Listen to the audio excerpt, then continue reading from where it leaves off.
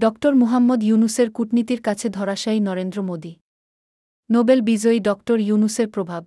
ভিডিওটি ভারতের প্রধানমন্ত্রী নরেন্দ্র মোদি এবং ডক্টর মুহাম্মদ ইউনূসের এক গুরুত্বপূর্ণ কূটনৈতিক সাক্ষাৎ দেখিয়ে শুরু হয়। মোদি এবং উপস্থিত সকলেই ডক্টর ইউনূসের জন্য দাঁড়িয়ে থাকেন, যা তার গুরুত্ব ও মর্যাদাকে প্রতিফলিত করে। কূটনৈতিক শক্তির পরিবর্তন। বিশ্লেষকরা বলেন, ডক্টর ইউনূসের কূটনৈতিক প্রয়াস মোদিকে ছাপিয়ে গিয়েছে।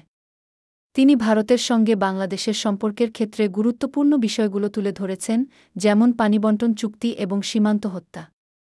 প্রতীকী উপহার। ডক্টর ইউনূস মোদিকে 2015 সালের মুম্বাইয়ে দেওয়া তার স্বর্ণপদকের একটি ছবি উপহার হিসেবে দেন, যা বাংলাদেশ-ভারত সম্পর্কের বন্ধনকে মজবুত করার ইঙ্গিত দেয়। কৌশলগত কূটনৈতিক দাবি। ডক্টর ইউনূস বাংলাদেশের দীর্ঘদিনের অগ্রাহ্য দাবিগুলো তুলে ধরেন, যেমন তিস্তা নদীর পানি বণ্টন এবং সীমান্ত হত্যা বন্ধের বিষয়গুলো। মনস্তাত্ত্বিক জয়। ভিডিওতে দেখা যায়, মোদি বৈঠকের সময় কিছুটা উদ্বিগ্ন ও চিন্তিত, আর ডক্টর ইউনূস হাস্যোজ্জ্বল এবং স্বাভাবিক, যা বাংলাদেশকে এক মনস্তাত্ত্বিক জয় এনে দিয়েছে বলে বিশেষজ্ঞরা মনে করেন।